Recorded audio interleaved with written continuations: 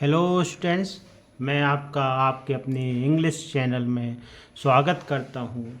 आज मैं आपको फ्लेमिंगो के प्रोज के बहुत ही महत्वपूर्ण शॉर्ट आंसर प्रोवाइड करने वाला हूँ, जो बोर्ड एग्जामिनेशन के हिसाब से बहुत ही महत्वपूर्ण हैं। तो समय वेस्ट ना करते हुए हम पहला क्वेश्चन आपके सामने रखते हैं। How did M Hamel praise the French language? इसका आंसर क्या होगा कि M Hamel called French the most beautiful language in the world. It was the clearest and the most logical language.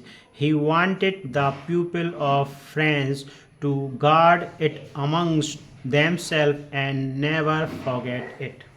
बहुत ही सिंपल आंसर है।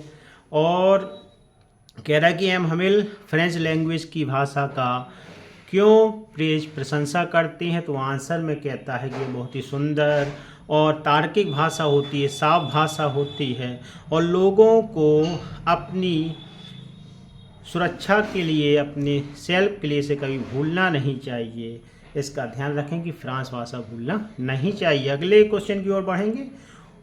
Whom did M. Hamill blame for ignorance in study and why? यानी कि M हमिल किसको दोष देता है शिक्षा ना पाने के लिए या ना पढ़ा पाने के लिए, स्टडी यानी कि, और क्यों? तो आंसर है firstly for the ignorance he study. M. Hamill blamed the students because they delayed the studies. Then he blamed their parents who preferred them to work on farm or at the meals. And then he blamed himself too for giving them holiday. यानी कि वो सबसे पहले तो इस अध्ययन में अवहेलना करने के लिए स्वयं को दोषी भी मानता है तथा पेरेंट्स को भी मानता है और कहता है कि उसके पेरेंट्स जो हैं कार कराने में ज़्यादा इंटरेस्ट लगते हैं, इसलिए। अगले क्वेश्चन की ओर कहेंगे तो what did French think after hearing about the last lesson? Last lesson को सुनने के बाद कि हाँ ये लास्ट लेसन है, फ्रेंच ने क्या सोचा? आंसर के रूप में आएगा after hearing about the last lesson French thought that he hardly knew how to write. He should never learn any more. How sorry he was for not learning his lessons, for seeking words X or going sliding on the shore river. यानी कि उसने बताया कि भाई जब सुना कि last lesson है तो फ्रेंच सोचने लगा कि यह तो यार मैं अभी कुछ लिखना सीख ही पाया था मुश्किल से, अब मैं और कुछ नहीं सीख पाऊंगा, तथा और अपना उसने पूरा समय अंडे बीनने में पक्षियों के तथा भूसे यानी सार में सरकने में बिता दिए। Next, what are the hazard of working in the glass bangles industry? यानी कि कांच के कारखाने में काम करने पर क्या तकलीफें होती थी, मुसीबतें? तो workers work in dingy cells without air and light. यानी ऐसी कोठरी में काम करते थे जहाँ की प्रकाश नहीं था और हवा की व्यवस्था नहीं थी. They lose the brightness of their eyes. वे अपनी आंखों की रोशनी भी खो देते थे. The powder from the polishing of bangles also blinds them. और जो चूड़ियों में पॉलिश की जाती थी उससे जो पाउडर निकलता था वह उनको अंधा कर देता था. Next question, what did garbage mean to the children of Seemapuri and to their parents? उनके माता पिता के लिए, बच्चों के लिए गार्बेज का क्या महत्व है ये बताना है. तो garbage means gold to poor rag pickers because some of it can be sold for cash, thus becoming a means of survival for the children for Simapuri and for their parents. It is providing them daily bread and roof over their head. यानी कि जो garbage है वो सोने के रूप में वह बेचारे गरीब जो थे रैग पेपर्स उनके लिए माना जाता है क्योंकि उनसे उनको बेच करके कुछ कैश मिल जाता था तथा उन्हें जीवन यापन करने के लिए पैसा मिल जाता था. सीमापुरी के बच्चे जो होते थे, उनके पेरेंट्स जो होते थे, और इसी कारण से उनसे रोटी वगैरह भी मिल जाती थी उन्हें और रहने के लिए छत भी मिल जाती थी. नेक्स्ट क्वेश्चन जो बहुत ही इंपॉर्टेंट है, who was Mukesh, what was his ambition, ambition उसका महत्वाकांक्षा क्या थी मुकेश की और वो कौन था।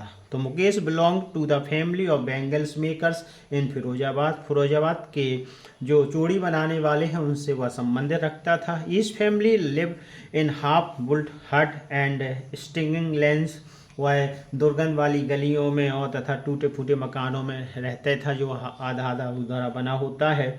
ऑन आस्किंग मुकेश सेज, और पूछने पर मुकेश कहता है I will be motor mechanic, कि मैं एक मोटर मैकेनिक बनना चाहूँगा। I will learn drive a car, कि मैं गाड़ी चलाना सीख लूँगा। Thus he wants to be his own master, यानी कि इससे पता चल रहा है कि वो अपना स्वयं मालिक बनना चाहता है, किसी के लिए काम नहीं करना चाहता है। अगला question, what was childhood incident that Douglas afraid of water, यानी कि बचपन में जो दुर्घटना हुई थी घटना, वो डगलस को पानी से भयभीत कर देती थी, यानी पानी से जो भय उसके अंदर उत्पन्न हो गया था वो कौन सी घटना थी उसका वर्णन करना है।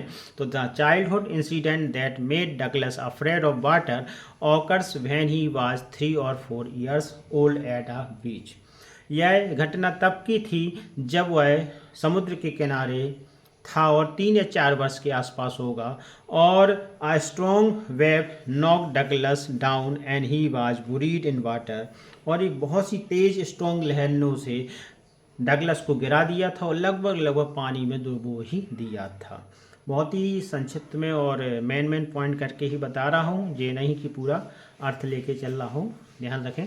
What did the instructor do to train Douglas, यानी कि इंस्ट्रक्टर ने किस प्रकार से डगलस को ट्रेन किया था, प्रशिक्षित किया था।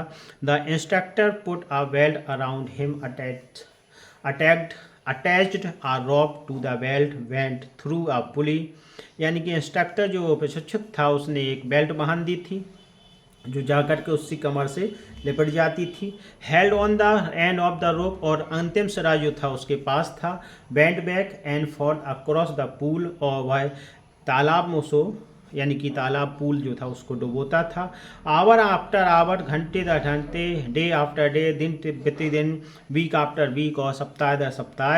एंड आफ्टर 7 months, और 7 महीने बाद द इंस्ट्रक्टर ने डिक्लेयर कर दिया कि वह एक अच्छा स्विमर बन गया है। The instructor declare him as a swimmer. What is the misadventures that Williams Douglas speak out, किस एडवेंचर के बारे में, मिस एडवेंचर के बारे में डगलस बोलता है। तो Douglas goes to the swimming pool when no one else is there, एक दिन जब डगलस स्विमिंग पूल पर जाता है वहाँ कोई नहीं होता, ही सेट देयर, वहाँ बैठ जाता है। स्काउटली बुल्ट बॉय, एक हट्टा कट्टा व्यक्ति जो है कम्स आता है there, and throw him into the deep water, उसे गहरे पानी में फेंक देता है। This is the misadventure he speak about in which he narrowly escape that, इसी घटना के बारे में बता रहा है जिसमें वह लगभग मृत्यु के करीब पहुंच गया था। अगला question, what Christmas present did Edla receive from the peddler, peddler से उसने कौन सा गिफ्ट पाया था क्रिसमस का। And why did she give a little cry for joy, और वह खुशी से क्यों चीखी थी। Edla receive a little package as Christmas present from the peddler, peddler से उसने एक क्रिसमस प्राप्त पाया था। She gave a little cry of joy, वह उछली भी खुशी से चीखी भी थी। बिकॉज इन दैट पैकेज, इस पैकेज में, there found a small rat trap laid there wrinkling 10 kronor bills and a letter for you, क्योंकि उसमें एक छोटी सी चूहेदानी थी, 3 सुखड़े हुए से 10 के क्रोनर्स यानी कि नोट थे, और अ लेटर फॉर हर, उसके लिए एक पत्र भी था। What made the peddler think that he had Indeed fallen into that trap, यानी कि जो पेडलर है क्यों सोचता है कि वह वास्तव में जाल में फंस गया है, चूहेदानी में फंस गया है। The peddler stole the क्रॉप्टर 30 kroners for safety, he enter a would, यानी उसने 30 रुपये क्रॉप्टर किसान के चुराए थे। क्रॉनर यानी कि, और सुरक्षा के लिए ही एंटर्ड अ वुड, वह जंगल की ओर चला गया था। He walk and walk without coming और टू इट्स एंड, इसके छोर पर आए बगैर वह चलता गया। दिस मेड हिम थिंक, ये विचार ने उसे यह सोचने के लिए मजबूर कर दिया that he had Indeed fallen into a rat trap, कि वह अब चूहेदानी में फंस गया है। Why did the peddler consider the world as a rat trap? क्यों मानता है कि रेट ट्रैप यानी चूहेदानी के समान ये संसार है? तो the peddler considered the whole world as a big rat trap, मानता है कि यह जो संसार एक बड़े से चूहेदानी के समान है। Its sole purpose being to set bait for people, और the joys and riches of this world are nothing but tempting weight, and anyone who is tempted by them was captured by the rat trap which completely closed in on him। यानी कि जब वो कहता है कि यह इस संसार में आपको प्रलोभन के रूप में बहुत सी चीज़ें दी जाती हैं, लेकिन वास्तव में उसमें कोई खुशी नहीं होती है। इस कारण से उसने कहा था कि भैया यार, ये जो संसार है वह एक रैट ट्रैप यानी कि चूहेदानी के समान है। वाई डिड गांधी जी चिड द लायर, लायर यानी कि वकीलों को क्यों डांटते हैं गांधी जी? तो when Gandhi ji came to know about the hefty amount of the lawyer for taking the peasants case, यानी कि किसानों के मामले में जब गांधी जी को पता चला कि ये वकील जो हैं बहुत लंबी रकम ऐंठ रहे हैं या ले रहे हैं फीस के रूप में, तो he chid the lawyers for collecting fees from the poor sharecroppers, तो बटाईदारों से इतनी लंबी मोटी रकम वसूलने के लिए उन्होंने उसे वकीलों को डांटा था। Why do you think Gandhi ji considered the Champaran episode to be a turning point in his life? Gandhi ji क्यों सोचते थे कि उनके जीवन का एक टर्निंग पॉइंट था चंपारण एपिसोड जो था? तो आंसर में आएगा the Champaran episode was a turning point in Gandhi ji life because his method consisting of disobedience and acceptation of punishment came out successful. यानी कि उन्होंने इसे टर्निंग पॉइंट इसलिए माना था क्योंकि उनका जो अवज्ञा करने की जो विधि थी और उनके पनिशमेंट यानी कि जो दंडात्मक स्वीकार करने की विधि थी वो सफलतापूर्वक सफल रही थी, यानी कि वो सफलतापूर्वक रही थी। The whole nation came to know that they would oppose the British, और पूरे राष्ट्र को यह पता चल गया था कि वे ब्रिटिश का विरोध कर रहे हैं। Why did Gandhi ji agree to settlement of 25% refund to the farmers? किसानों के लिए 25% का रिफंड लेने के लिए सहमत क्यों हो गए थे Gandhi ji? The British landlords agreed to make refund to the peasants, किसानों को रिफंड देने के लिए तैयार हो गए थे landlords. Gandhi ji agreed to the settlement of 25% refund to the farmers, और गांधी जी इसलिए 25% रिफंड लेने को तैयार हो गए because for him the amount of money was not so important, उनके लिए रुपया या धन इतना ज़्यादा मायने नहीं था as the token victory of the peasant, जितना कि किसानों के लिए विजय था। What prompted Gandhi ji to urge the departure of the British, यानी कि अंग्रेज़ों से इस देश से निकल जाने के लिए गांधी जी ने क्यों कहा था, क्या मोटिवेशन था?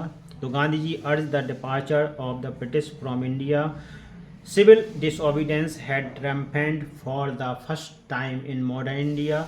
Gandhi ji declared that the British could not order him about his own country.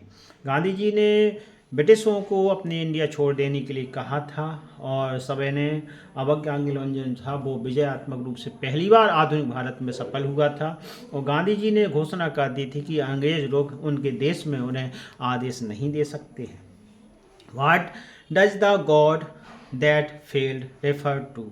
यहाँ गॉड दैट फेल्ड का मतलब क्या है, क्या अर्थ बता रहा है ये? तो it was a book that contain 6 essay by 6 different writer who describe their journey into communism and their disillusioned return. यहाँ इसमें एक किताब है जिसमें 6 ऐसे लिखे हैं, डिफरेंट राइटर के द्वारा लिखे हैं, जो कम्युनिज्म के आधार पर है, यानी कम्युनिज्म पर है। And they formally considered communism as a kind of God, but it failed in its mission. Next, how could national integration be seen in makeup department? है ना?